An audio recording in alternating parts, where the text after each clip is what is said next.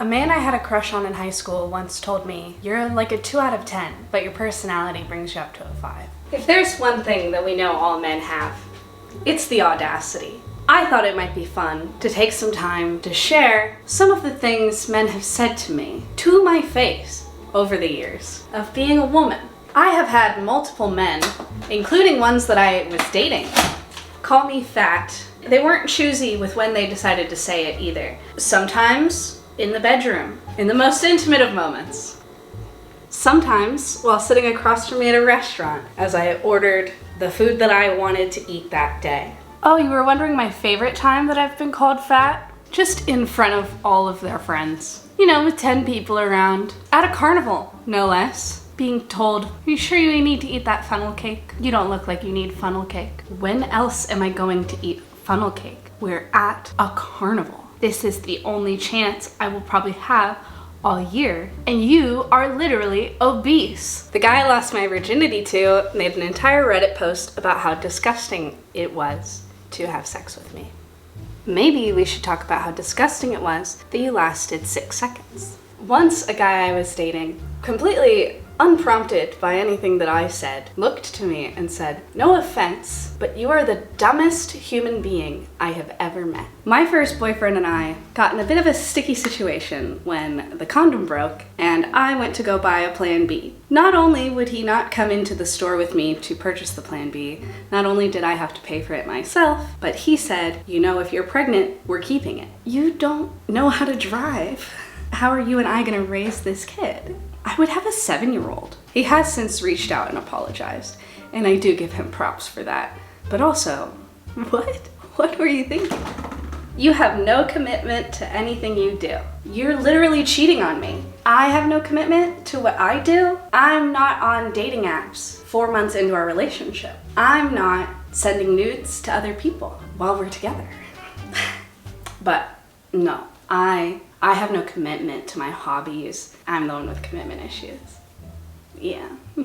Freshman year of high school, I looked like this, and boys would ask me out on dates as a joke. They would dare each other to go talk to me. Once you start dating someone, you know, everyone loves to have that cute conversation of, "Why did you come talk to me? Like, what about me made you want to talk to me?"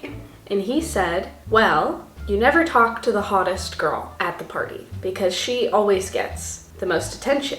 She's used to guys coming to talk to her, and you were second best, so I came to talk to you." And then the girl who was allegedly first hottest sent him her bikini pictures like 2 years into us dating and was like, "Which one should I post on Instagram?" And had the audacity to be like, "No, babe, it's not cheating. She just wants to know which one she looks the best in." What the fuck? If you didn't know, I wear hearing aids, and I had to tell all my teachers about this so that like they would sit me in the right section of class so that I could properly hear, because even with the hearing aids, it's not always perfect. I was in honors geometry freshman year, and my teacher, Mr. Goss, made eye contact with me as he's lecturing, and then slowly starts lowering his voice. Yeah, so he starts lowering his voice until he is just mouthing words, and everyone is laughing at me. And he then tells the class, "Oh, I was hoping you were gonna check if your hearing aids were still working," and is laughing along with all the other 14 and 15-year-olds. A guy I had essentially been seeing for a year, granted without a label, asked to borrow my car to pick up his ex-girlfriend from the airport because she was coming into town. My car. Your ex-girlfriend who's coming to visit you. In 7th grade, I was looking to transfer schools, so I was touring a middle school, and a teacher, just while talking to the class,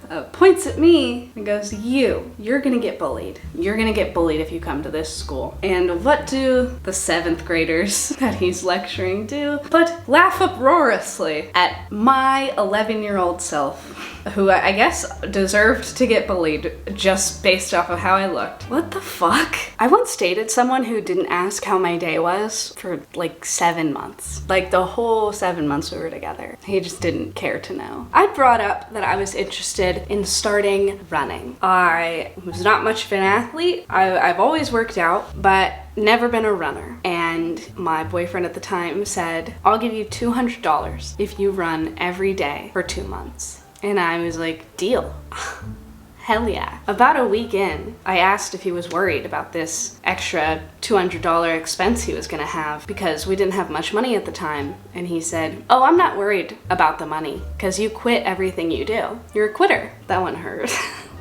That one hurt a lot. I'm gonna get a little preachy, but most of the things that I have said in this video have come from the mouths of people that I was actively in a relationship with. And not only did I not stand up for myself or fight back at any of these things that were said, not only did I not leave those relationships as soon as these things were said to me, I tried harder to be what they wanted, to be the perfect person for them, you know? Let me be quieter. Let me be a quieter, less vivacious. Let me wear more makeup. Let me go so out of my own way for someone who I don't think even likes me that much if this is the way that they are speaking to me. And I just hope that if you are a young woman watching this, that you don't tolerate those sort of things being said to you. A good rule of thumb is if you wouldn't tell your friends that he said that, you know, risking the fact that they're all gonna be like, you need to break up with him, you probably do need to break up with him. No one who truly cares about you, who truly loves you, would ever look you in the eyes and tell you they essentially hate everything about who you are. So I hope that you realize that you are worth so much more than that. The moral of the story is the right person will never have you questioning whether or not they like you. The right person doesn't talk to you like this. And if you're dating somebody or not, think about the things that you say before you say them out loud. I'm gonna go schedule another therapy appointment because I didn't realize how much listing all of these off was going to reopen some wounds for me. And we're gonna all pretend this is a comedic video, and I will see you later this week. Thank you. Fuck.